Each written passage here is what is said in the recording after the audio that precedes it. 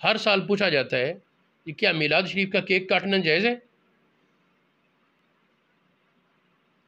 کچھ علماء کہتے ہیں جی ناجائز ہے، اس سے بچنا ضروری ہے، یہ تو یہودیوں کا طریقہ ہے فلاں ڈمکاں۔ تو بات یہ ہے، یہ حدیث ہے من تشبہ بقوم فہو منہم، جو کسی قوم کی مشابہت اختیار کرے وہ انہی سے، لیکن مشابہت ہر چیز میں منع نہیں ہے۔ یہ من تشبہ بقوم والی حدیث، یہ اس کے حوالہ جات کچھ بتا دوں، یہ مصنف ابن ابی شیبہ میں، مسند احمد بن حنبل میں، سنن ابو داود، اس کی حدیث نمبر ہے 4031، مسند بزار طبرانی اوسط اور مشکات شریف میں ہے۔ سنن ابو داود کی سند صحیح ہے، اس طرح مسند احمد بن حنبل کی سند بھی صحیح ہے، یہ حدیث معتمد ہے، حضرت ابن عمر سے روایت ہے من تشبہ۔ لیکن اس کا مطلب میں یہ بات واضح ہے کہ اگر ہر چیز میں یہ مشابہت منع ہو، کھاتے ہیں وہ ہم بھی کھاتے ہیں، وہ پیتے ہیں ہم بھی پیتے ہیں، وہ کپڑے پہنتے ہیں ہم بھی پہنتے ہیں، وہ کار موٹر سائیکل ہوائی جہاز پر سوار ہوتے ہیں ہم بھی ہوتے ہیں، سارا کچھ ہی حرام ہو جائے گا؟ یہ تو نہیں، ہم بھی دودھ پی لیتے ہیں وہ بھی دودھ پی لیتے ہیں، ہم بھی گوشت کھاتے ہیں وہ بھی کھا لیتے ہیں،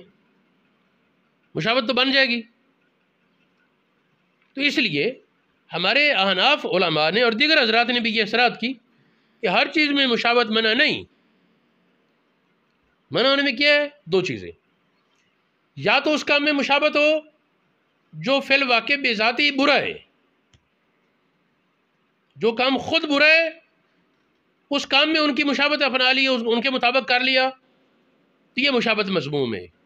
یا کام بے ذاتی برا نہیں لیکن کام کرنے میں مقصد ان کی مشابہت ہے، چونکہ جی انگریز اس طرح کرتے ہیں لہٰذا ہم اس طرح کریں گے، چونکہ جی ہندو اس طرح کرتے ہیں لہٰذا ہم اس طرح کریں گے،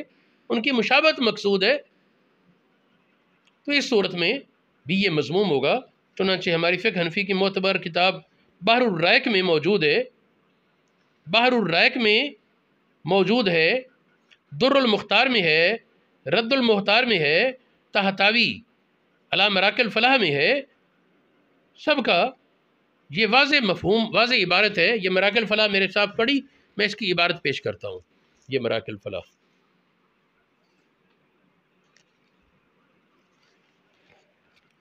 اس کا صفحہ نمبر ہے 336، یہاں فرماتے ہیں التشبہ انما الحرام التشبہ، حرام وہ مشابہت اختیار کرنا ہے ان کے ساتھ، فیما کان مذموما، تشبہ بہم فیما کان مذموما، جو مذموم ہے وہ اس میں مشابہت اختیار کرنا حرام ہے،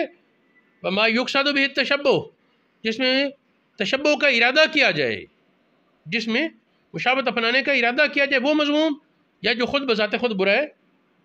وہ مذموم ہے، باقی ہر تشبہ منع نہیں۔ یہ امام قاضی خان کے حوالے سے انہوں نے بیان کیا ہے۔ اس سے پہلے اننا ناکل کما یاکلون، ہم بھی کھاتے ہیں جس طرح وہ کھاتے ہیں، نشرب کما یشربون، ہم بھی پیتے ہیں جس طرح وہ پیتے ہیں۔ تو یہ تحتاوی علی المراکی کا صفحہ 336 اور یہ بحر الرائق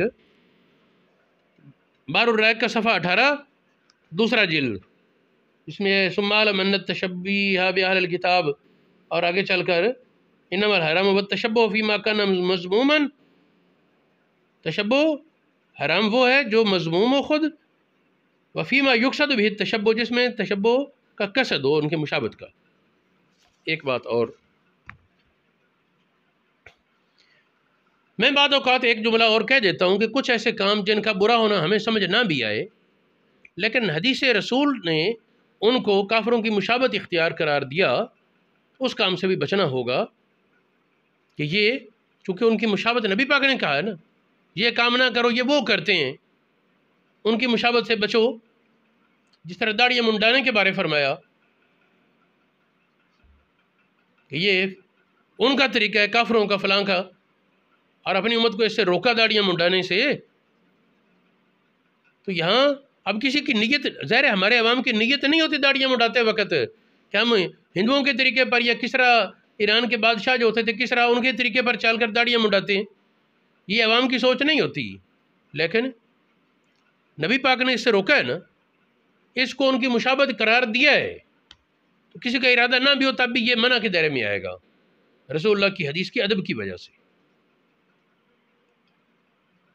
اب اتنی بات سمجھنے کے بعد بات یہ سمجھے، خلاصہ یہ بنا، جو کام بذات ہی مذموم ہے شریعت کے قواعد میں، اپنی ذات میں مذموم ہے شریعت کے قواعد میں، اس میں مشابہت بنے، ارادہ ہو یا نہ ہو وہ برا ہے، وہ کام برا ہے، ارادہ مشابہت کا ہو یا نہ ہو، جو کام برا ہے اور مشابہت بنتی ہے کافروں کی، یہ داڑھی مڈانا اسی کیٹیگری میں آئے گا نا۔ تو یہ کیوں برا ہے؟ یہ تغییر خلق اللہ میں آتا ہے، اللہ پاک نے جو تخلیق فرمائی اس کی تبدیلی بغیر شرعی مصلحت کے، یہ اس کیٹیگری میں جائے گا۔ یا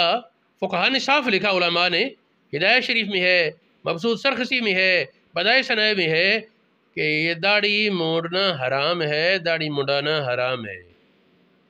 لا یحلو، یہ جائز نہیں۔ اچھا، تو جو ناجائز ہے اس میں تشبیہ کا ارادہ ہوگا یا نہیں ہوگا، وہ ناجائز ہی ہے، ایسا داڑیاں مڈانا ناجائز رہے گا۔ ایک ہے ایسا کام جو کام فی ذاتی ہی جائز ہے لیکن ان کی مشابہت کی نیت سے کرے گا تو ناجائز ہوگا، جس طرح کسی دور میں یہ ٹائی لگانا یہ انگریزوں کی مشابہت سمجھا جاتا تھا، تو اس وقت علماء نے منع کیا۔ اب چونکہ صرف فیشن سمجھا جاتا ہے اور فی ذاتی اس کی کوئی وجہ نہیں، تو اس پر اتنی سختی اب نہیں ہے۔ کالر، اگرچہ اس کی ابتدا انگریزوں سے ہوئی لیکن یہ مذہبی نشان نہیں تھا ان کا، یہ تو وہ علاقہ ٹھنڈا اور گردن کے پٹھوں کو سردی سے بچانے کے لیے انہوں نے لگائے۔ تو جو فی ذاتی مذموم نہیں، اس میں مشابہت ہو بھی جائے تو کوئی حرج نہیں، مشابہت کی نیت نہ ہو پھر یہ کافی ہے۔ اب یہ قاعدہ سمجھ آنے کے بعد اب سمجھے کیک کیا یہ کیک کھانا فی ذاتی مذموم ہے؟ اس میں کوئی پلید چیز ڈالی ہوتی؟ ایسا تو نہیں، فی ذاتی یہ چیز پاک ہے۔ اور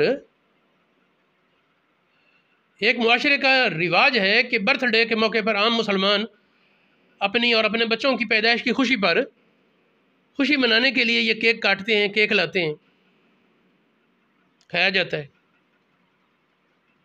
دوسروں میں بھی رواج ہے، مسلمانوں میں بھی، لیکن یہاں یہ نہیں کہا علامہ شامی نے، یہ نہیں کہا بار الرائق میں، دیکھیں جی یہ رواج کہاں سے شروع ہوا، کسی نے نہیں کہا۔ انہوں نے کہا یہ کام فی ذاتی برا ہے، پھر مشابہت کا ارادہ ہے یا نہیں پھر برا ہے، اور اگر فی ذاتی برا نہیں، مشابہت کا ارادہ ہے تو برا ہے، ورنہ نہیں برا۔ کسی نے پوچھا نا، فتاوی عالمگیری میں ہے، کسی عالم سے پوچھا گیا ہندوؤں کے میلے کا دن ہو تو کوئی اس دن اچھے کھانے پکائے، فرمایا اگر ہندوؤں کی مشابہت کی وجہ سے تو پھر کفر تک چلا جائے گا، اور اگر یہ ہے کہ اس کی مشابہت کا ارادہ نہیں کوئی حرج نہیں، مسلمان کھاتے رہتے ہیں۔ یعنی مشابہت کے ارادے پر بات ہے نا، جو کام فی ذاتی برا نہیں اس میں ان کی مشابہت کا ارادہ ہو تو برا ہے، ورنہ نہیں۔ اب کوئی کہے جی جوتا پہننا انگریز پہنتے لہذا ہم نہ پہنیں، اس طرح کسی نے لمبی ساری ٹوپی کی ہوئی تھی، اس کے بارے میں اعتراض ہو گیا، اس طرح کی تو جی ہم دیکھتے ہیں عیسائیوں کے پوپ کرتے ہیں، تم یہ مسلمانوں کو کرا رہے ہو۔ کسی کی برتھ ڈے تھی اور اس کو لمبی ساری ٹوپی سر پر کرا دی تھی کسی نے۔ میں نے کہا کہ فی ذاتی چیز مذموم ہو تو مذموم ہے، یا مشابہت کا ارادہ ہو تو مذموم ہے۔ جنہوں نے ٹوپی پہنی یا پہنائی انہیں تو پتہ ہی نہیں کہ انگریز کا یہ رواج ہے، اور حقیقت دیکھیں تو ہمیں رسول اللہ کی احادیث ملتی ہیں لمبی ٹوپی کی۔ یہ کلہ جس پر دستار باندھتے ہیں، یہ آپ نے بھی دیکھی ہوگی، بعض اوقات پٹھان اور خاص لوگ، وہ لمبی ساری درمیان میں ہوتی ہے ٹوپی اور اس کے اوپر باندھی ہوتی ہے دستار، تو اس لیے، اور یہ اصل سنت میں ثابت ہے لمبی ٹوپی۔ ایک صحابی کا واقعہ آتا ہے، وہ نماز پڑھنے لگے اور سامنے سے لوگ گزر رہے تھے، انہوں نے اپنی ٹوپی اتار کر سامنے رکھ دی۔ اب ظاہر ہے کہ وہ جس طرح عام ٹوپی ہماری ہوتی ہے یہ تو ستھرا نہیں نہ بنے گی، وہ لمبی ٹوپی تھی اور وہ ستھرا بنی۔ واللہ اعلم بالصواب۔ یہ کیک کا مسئلہ حل ہوا؟ کہ کیک کاٹنے میں غیر مسلموں کی مشابہت کا عام ارادہ نہیں ہوتا، لہٰذا یہ کاٹنا منع نہیں، فی ذاتی جائز ہے، اور ارادہ نہیں ہوتا کہ فلاں نے شروع کیا یا فلاں کی مشابہت ہم کرتے ہیں، تو بلا وجہ اس کو حرام ٹھہرانا غلط ہے۔ ہاں ایک احتیاط ضروری ہے، بعض اوقات دیکھا گیا کہ کیک بنوانے والے اپنی محبت سے، اپنی طرف سے محبت کے ساتھ روضہ رسول، خانہ کعبہ